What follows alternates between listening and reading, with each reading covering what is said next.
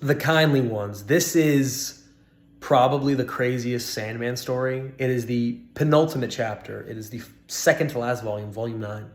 And damn, it's a big, yeah. It collects Sandman 57 through 69 and Vertigo Jam number 1. So it's the longest Sandman story. Yeah. I don't even know where to start. So the cool thing about this story, and spoilers for it, the cool thing about this story is that, and one thing I love when fictional stories do this, is they make stories naturally go into each other. Dragon Ball Z is a story that does that really, really well.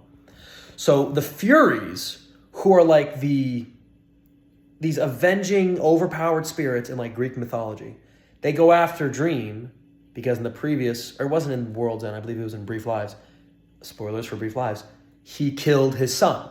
Now, he kind of wanted to die. It was still a sad thing to do. And that whole, I want to reread Brief Lives because that whole story was just so, it was so sad.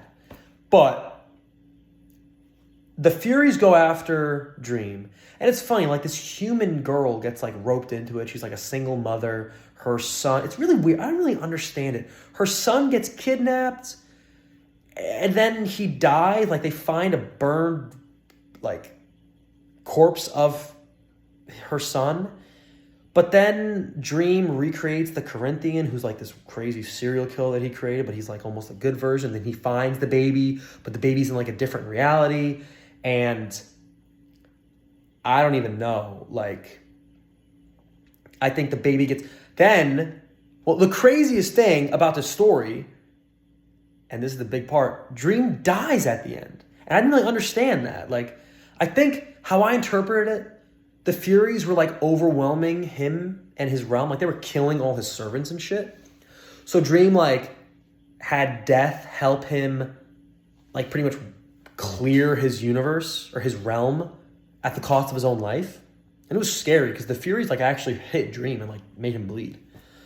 So I think he got rid of the Furies at the cost of his own life. But then that baby who died, I think his name was Daniel, he was reincarnated as the new freaking Dream.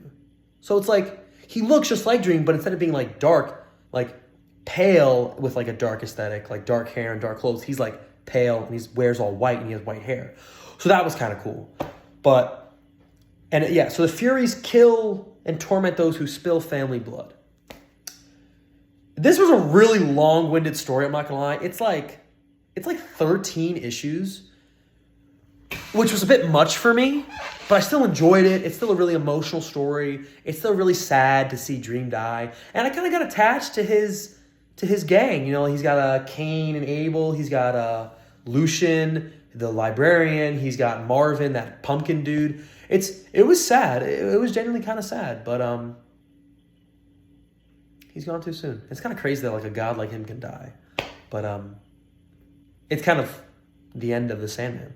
And the final volume wraps it all up.